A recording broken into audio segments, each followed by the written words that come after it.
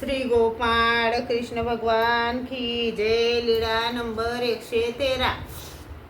113 देव द्रोणीला देवता पूजेचा स्वीकार। एके दिवशी सर्वज्ञांना दुपारचा पूजावसर झाला। सर्वज्ञांचे जेवण झाले, विश्रांती झाली, नंतर उठले। एकटेच देव द्रोणीला गेले। सर्वज्ञ तेथे उभे राहिले तेव्हा देव द्रोणी डोहातून देवता निघाल्या। रेशमी साडी, रेशमी चोळी, सोन्याचे ताट, रत्नचकित दीप अशा सर्वज्ञांना ओवाळण्यासाठी आल्या। चंद्रदेव ते भामठाणाला शिकत होते। एका दिवशी एकाकडे तर दुसऱ्या दिवशी दुसऱ्याकडे असे वार लावून जेवत। त्या दिवशी शिक्षण बंद व वारही बंद। त्या दिवशी ते सर्वज्ञांच्या दर्शनाला येत। योगाने ते त्याच दिवशी दर्शनाला आले तेव्हा त्यांनी सर्वज्ञांना जाताना पाहिले आणि तेही मागोमाग तिकडेच गेले।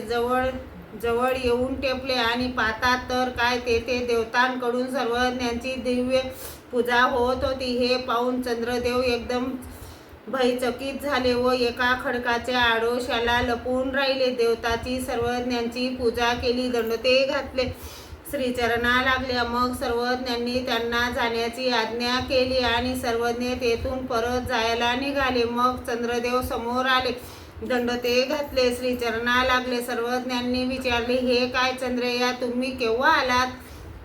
ते म्हणाले, जीजी मी मगाशीच आलो। सर्वज्ञांनी विचारले, काही पाहिले का?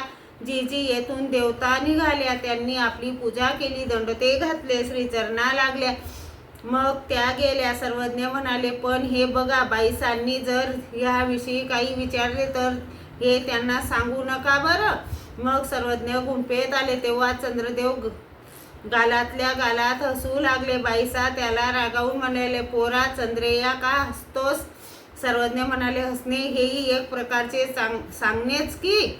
मग चंद्रदेवाने ती अपूर्व लीळा संपूर्णपणे बाईसांपुढे सांगितली। एकाच्या मताने सर्वज्ञांनी स्वतःच सांगितली। मग बाईसा म्हणाल्या, बाबा मला का चुकवले? सर्वज्ञ म्हणाले, आजपासून पुढे चुकवणार नाही बाई। श्री गोपाळ कृष्ण भगवान की जय।